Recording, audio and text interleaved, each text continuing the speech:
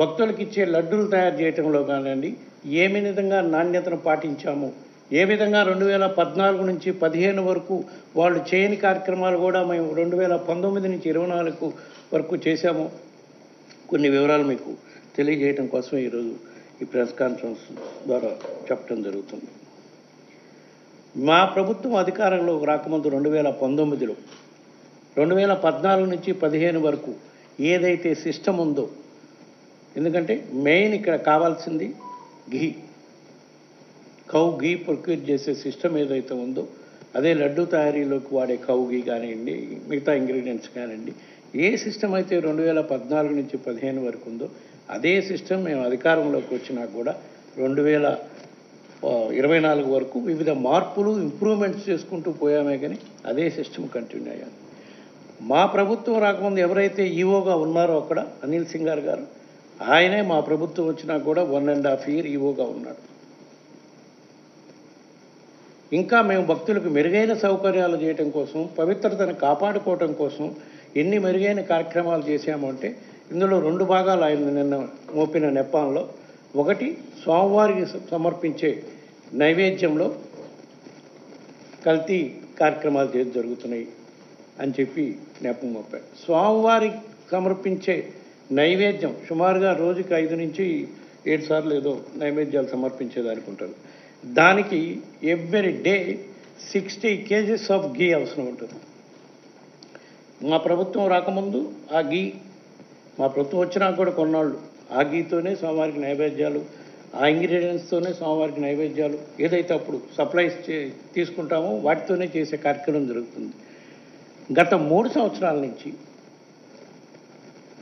మేము ఇంకా 2 అడుగులు ముందుకు వెళ్ళి స్వామివారికి సమర్పించే నైవేద్యానికి ఘీ కానివ్వండి, వాడే ఇంగ్రీడియంట్స్ కానివ్వండి, అంటే రైసు, డాలు, ఇవన్నీ వాటెవర్, అంటే వివిధ రకాల నైవేద్యాలు సమర్పిస్తుంటారు స్వామివారికి. పొంగలు, పాయసం, రకరకాలుగా పులిహార సంబంధించిన ఐటమ్స్ అన్నీ కూడా స్వామివారికి సమర్పించే నైవేద్యంలో వాడే ఐటమ్స్, ఇంగ్రీడియంట్స్ అన్నీ కూడా మామూలుగా మార్కెట్ నుంచి కొంటే ఆ మార్కెట్లో దొరికే ఐటమ్స్ అన్నీ కూడా మామూలుగా పండించి ఎరువులు, పురుగు మందులు వాడిన పదార్థాలతో పండిస్తారు.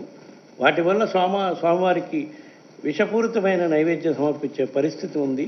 దీన్ని మార్పు చేయాలని చెప్పి టోటల్ ఆర్గానిక్ ఇంగ్రీడియంట్స్తో, ఇంక్లూడింగ్ ఘీ, ఆర్గానిక్ దేశీ కౌ ద్వారా వచ్చిన ఘీతోనే గత 3 సంవత్సరాల నుంచి కూడా స్వామివారికి నైవేద్యాలు సమర్పిస్తున్నాం. దానికి ఎగ్జాంపుల్, ఆ స్వామివారికి నైవేద్యాలు సమర్పించే ఘీకి ప్రత్యేకంగా ప్యూర్ దేశీ కౌస్ నుంచి ఘీ తీసే గోశాల రాజస్థాన్లో ఉంది, ఫతేపూర్లో. అక్కడ సుమారుగా 10,000 దేశీ కౌస్ ఉంటాయి. వాళ్ళ దగ్గర నుంచి ఘీ సప్లై తీసుకొని మేము కొనలేం కాబట్టి, ఎందుకంటే మన దగ్గర టెండర్ సిస్టమ్ ఫాలో కావాలి, కొనలేం కాబట్టి డోనర్స్ సహాయంతో ఎవ్రీ డే 60 kgs ఘీ ఆ రాజస్థాన్ దీని నుంచి ఘీ తీసుకొచ్చి స్వామివారికి నైవేద్యానికి సమర్పించడానికి ఆ ఘీయే వాడుతున్నాం. దానికి కూడా డోనర్ సహాయం. రోజుకి ₹1,00,000 అయింది ఆ ఘీ ఒక్కటి. మిగతా ఇంగ్రీడియంట్స్ అన్నీ ఇక్కడ ఆర్గానిక్ ఫార్మర్స్ పండించిన తెలంగాణలో, ఆంధ్రాలో ఆర్గానిక్ ఫార్మింగ్ జరుగుతుంది, వాళ్ళ దగ్గర నుంచే ప్రొక్యూర్. ఎస్పెషల్లీ ఘీ మాత్రం అక్కడి నుంచి తెస్తున్నాం. దాన్ని కూడా ఒక డోనర్ సహాయంతో రోజుకి ₹1,00,000, నెలకు 30 లక్షలు. ఇప్పుడు దాకా 3 సంవత్సరాల నుంచి ఆ డోనరు దాదాపు 10 crores దాకా ఈ ఘీతో నైవేద్యం చేయడానికి డొనేట్ చేస్తున్నాడు. విధంగా ఎలక్షన్లకు ముందు మా ప్రభుత్వంపై, మా పార్టీపై దుష్ప్రచారం చేశారో అదేవిధంగా ఇప్పుడు వీళ్ళ వైఫల్యాలు కప్పుచ్చుకోవడం కోసం ఈ దుష్ప్రచారం, మరీ ఎంత ఘోరమైన దుష్ప్రచారం అంటే భారతదేశంలోనే కాదు ప్రపంచవ్యాప్తంగా ఉండే హిందువుల మనోభావాలు దెబ్బతినే విధంగా ఈ దుష్ప్రచారానికి తెరలేపారు. హిందువులు, ప్రపంచవ్యాప్తంగా ఉన్న హిందువుల్లో ఇది ఒక ఇదిగా భావించే పరిస్థితి వచ్చింది. రాత్రి నుంచి నేను చూసిన వెంటనే రియాక్ట్ అయ్యాను. దాని మీద ప్రమాణ స్వీకారం చేద్దామని చెప్పడం జరిగింది.